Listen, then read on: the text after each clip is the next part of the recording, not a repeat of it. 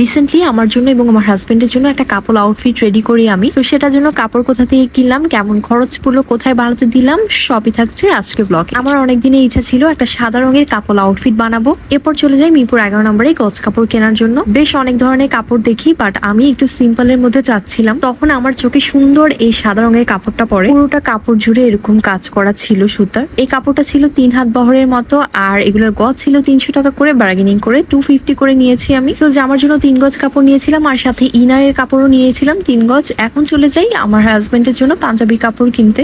সাথেই আরেকটা মার্কেট ছিল যেখানে আপনার শার্টের পিস, প্যান্টের পিস এবং পাঞ্জাবি কাপড়ের পিস পেয়ে যাবেন। 550 টাকা গজের আমি একটা কাপড় কিনেছি, সেটাও পুরোটা জুড়ে চিকেন কারির মতো কাজ করা ছিল। সিম্পলের মধ্যে এই কাপড়টা আমার কাছে বেশ ভালো লেগেছে, আর এটা ছিল একদম পিওর কটনের মধ্যে। 3.5 হাত বহর ছিল। আমি 2 গজের চেয়ে একটু কাপড় বেশি নিয়েছি পাঞ্জাবির জন্য। পাশে একটা মার্কেট ছিল যেখানে পাঞ্জাবির জন্য আপনারা ইয়োক, এমব্রয়ডারি এগুলো নিতে পারবেন। আর আমি কিছু বাটন নেওয়ার জন্য আসছিলাম এখানে। আমার ড্রেসের টেলার এবং আমার হাজবেন্ডের টেলার মাস্টার পাশাপাশি ছিল দোকান। তো আমরা মেজারমেন্ট দিয়ে আমরা চলে যাই। তিনি বলেছিল 1 সপ্তাহ পরে দিবে ড্রেস। এই হচ্ছে আমাদের কাপড় ড্রেস। 1 সপ্তাহ পরে আমরা নিয়ে এসেছিলাম। আর আমার ড্রেসের মধ্যে আমি কোনো প্রকারের লেস অথবা কোনো ডিজাইন দিইনি, একেবারে প্লেন রেখেছি। আমাদের একটা ইফতারের দাওয়াত ছিল, ভাবলাম আমরা ম্যাচিং করে আউটফিট পরি। আমি যেহেতু শুধু জামা কাপড়টা নিয়ে শুধু জামা বানিয়েছি, কোনো ধরনের ওড়না রেডি করে নেই। সো আমার বাসা থাকা একটা পুরনো ওড়না আমি পেয়ার করে পরেছি। পুরোপুরি সেম কাপড় না হলেও একসাথে কিন্তু পুরো আউটফিটটা খুবই ভালো লাগছিল এবং একদম কাপল আউটফিটই মনে হচ্ছিল। আর এই হচ্ছে আমার হাজবেন্ডের পাঞ্জাবি, আমার কাছে খুবই পছন্দ হয়েছে। আর এটা বেশ কয়েকবার পরা হয়েছে।